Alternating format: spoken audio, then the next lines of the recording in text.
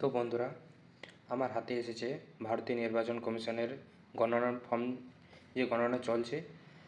SIR নামে সবাই চিন্তিত যে কীভাবে তার ফর্ম ফিল আপ করা যায়, কীভাবে সেই ফর্ম ফিল আপ করবেন। তো দেখে নিয়ে আপনারা কীভাবে সেই ফর্ম ফিল আপ করবেন। আমার হাতে ওই ফর্ম এসেছে, তো ফর্মটা দেখে নিয়ে একবার। প্রথমে লেখা আছে ভারতীয় নির্বাচন কমিশন গণনার ফর্ম, নেম দেওয়া আছে, কন্ট্যাক্ট নাম্বার দেওয়া আছে বিএলওর। তো কোনো অসুবিধা হলে আপনারা ওনাদেরকে ফোন করে জেনে নিতে পারেন। আমি আপনাদের দেখিয়ে দিচ্ছি কীভাবে আপনারা ফর্মটা ফিল আপ করবেন। উপরে এখানে নির্বাচকের নাম দেওয়া আছে, এখানে এপিক নাম্বার মানে আপনার ভোটার নাম্বার দেওয়া থাকবে, নির্বাচকের যে ভোটার নাম্বার সেটা আপনার দেওয়া থাকবে, ঠিকানা আপনার এখানে দেওয়া থাকবে, ক্রমিক সংখ্যা, কত নম্বরে আপনার ভোটার কার্ড মানে ভোটার লিস্টে কত নম্বরে আপনার নাম রয়েছে সেটা দেওয়া আছে, অংশ নাম্বার, বিধানসভার নাম, রাজ্যের নাম দেওয়া আছে। এখানে আপনার একটা ছবি দেওয়া থাকবে, এখানে আপনাকে একটা ছবি লাগাতে হবে।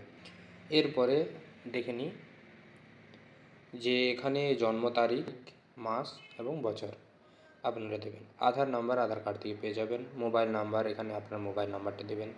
পিতা বা অভিভাবকের নাম, পিতার নাম থাকলে পিতার নাম লিখবেন। অভিভাবক যেনাদের স্বামী থাকবেন ওনারা স্বামীর নাম লিখবেন। মহিলাদের ক্ষেত্রে এটা আপনাদের স্বামীর নাম লিখতে হতে পারে। ভোটার কার্ডে যেটা দেওয়া থাকবে সেটা আপনারা লিখবেন। এরপরে এখানে পিতা বা অভিভাবকের ভোটার কার্ড নাম্বারটা দেবেন। মায়ের নাম লিখবেন, মায়ের এপিক নাম্বার মানে ভোটার নাম্বার লিখবেন। এরপরে স্বামী ও স্ত্রীর নাম যদি দেওয়া থাকে তাহলে স্বামী বা স্ত্রীর নাম লিখবেন এবং আপনারা এখানে লিখবেন স্বামী ও স্ত্রীর এপিক নাম্বার মানে ভোটার নাম্বার। এরপর আসি আপনাদের এই দুটো লিস্টে। তো দুটো লিস্টে একদিকে লেখা আছে সর্বশেষ এসআইআর নির্বাচকের তালিকায় থাকা নির্বাচকের বিবরণ, মানে 2002 সালে যে এসআইআর হয়েছিল তো সে একটা লিস্ট আপনাদের প্রকাশ করা হয়েছে। লিস্টে আমি আপনাদের দেখাচ্ছি, এই হলো সেই লিস্ট। তো এই লিস্টে আপনারা দেখতে পাচ্ছেন এখানে বিধানসভা নির্বাচন ক্ষেত্রের নম্বর, নাম, সংরক্ষিত মর্যাদা। তো এখানে লেখা আছে আপনাদের সমস্ত অ্যাড্রেস, ভোট কেন্দ্রের এখানে লেখা আছে, যেমন ভোট গ্রহণ কেন্দ্রের বিবরণ, এরপরে ভোট কেন্দ্রের ঠিকানা এখানে দেওয়া আছে, এখানে পিন নাম্বার, ভোট কেন্দ্রের সংখ্যা লেখা আছে। তো এখানে আপনাদের দেখতে পাচ্ছেন নির্বাচকের তালিকা 2002 সাল। তো ওই 2002 সালে যাদের যাদের নাম এখানে আছে তারা বাম দিকের কলাম পূরণ করবেন।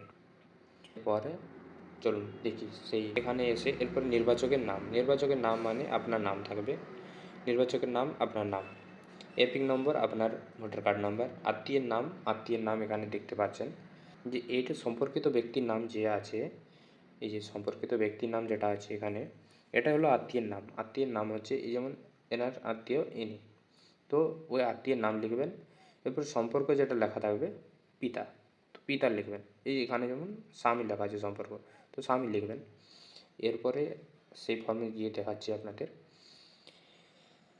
সম্পর্ক লিখলেন, জেলা, রাজ্যের নাম, জেলা বা রাজ্যের নাম ওই যে উপরে আপনাদের দেখালাম, তো ওখানে পেয়ে যাবেন জেলা, রাজ্যের নাম, বিধানসভা ক্ষেত্রের নাম, বিধানসভা ক্ষেত্রের নম্বরও দেওয়া আছে, অংশ নম্বর, ক্রমিক সংখ্যা মানে আপনাদের দেখাচ্ছি, এই যে ক্রমিক সংখ্যা মানে এই নাম্বারটা হচ্ছে ক্রমিক নাম্বার, 1 2 3 4 5 6 এগুলো হচ্ছে ক্রমিক সংখ্যা। এই যে এটা হচ্ছে এপিক নাম্বার আপনারা যদি না পান এখানে এপিক নাম্বার পেয়ে যাবেন। এখানে আপনাদের বয়স দেওয়া আছে, এখানে লিঙ্গ, সম্পর্ক, এখানে সম্পর্কিত ব্যক্তির নাম মানে এটা আত্মীয়ের নাম, নির্বাচকের নাম মানে আপনার নাম এখানে দেওয়া থাকবে। এখানে যদি আপনার নাম না দেওয়া থাকে তাহলে আপনাদের যে এই সাইডের কলাম আছে, তো এই কলাম পূরণ করবেন। যদি আপনাদের আত্মীয়ের 2002 সালে নাম আছে তবে আপনারা এই কলাম পূরণ করবেন।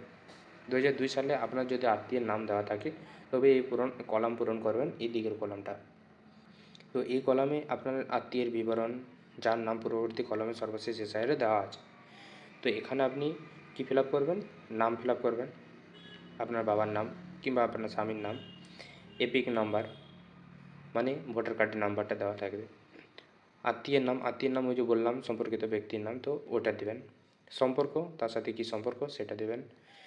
জেলা, জেলা লেখা আছে যেসব উপরে আপনি পেয়ে যাবেন ঠিকানা, জেলা, রাজ্যের নাম, বিধানসভা ক্ষেত্রের নাম, বিধানসভা ক্ষেত্রের নম্বর, অংশ নম্বর, ক্রমিক সংখ্যা, এগুলো সব আপনারা পেয়ে যাবেন এই লিস্টটার থেকে। এই লিস্টে এখানেই পেয়ে যাচ্ছেন বিধানসভা ক্ষেত্রের নাম, এই যে ক্ষেত্রের ঠিকানা, থানা, মহকুমা, জেলা, এরপরে ওয়ার্ড নম্বর, ব্লক পৌরসভা, এগুলো সব অংশের শ্রেণী, গ্রামীণ, এগুলো সব আপনারা এখানে পেয়ে যাবেন। আর কিছু যদি অসুবিধা হয় তাহলে আপনারা নাম্বারে আপনারা ফোন করবেন, বিএলও আপনাদের জানিয়ে দেবে।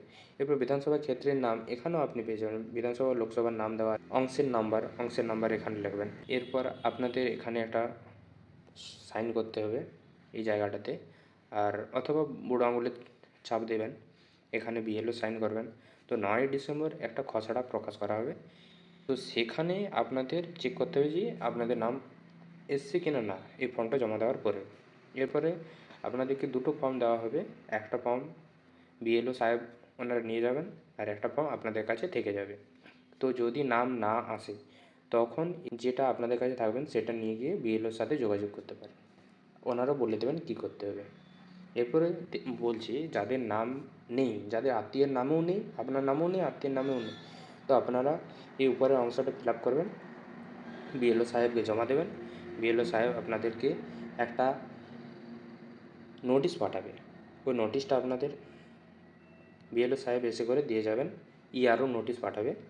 তো নোটিশ পাওয়ার পরে এখানে যেসব নথি মানে জমা করতে বলেছে সেই সব নথি আপনারা জমা করবেন, ওটা বিএলও সাহেবরা বলে দেবেন কী কী নথি লাগবে, আপনার কী নথির প্রয়োজন সেই নথিটা ওনারা চেয়ে নেবেন, তো আপনারা ওই নথিটা দিয়ে দেবেন।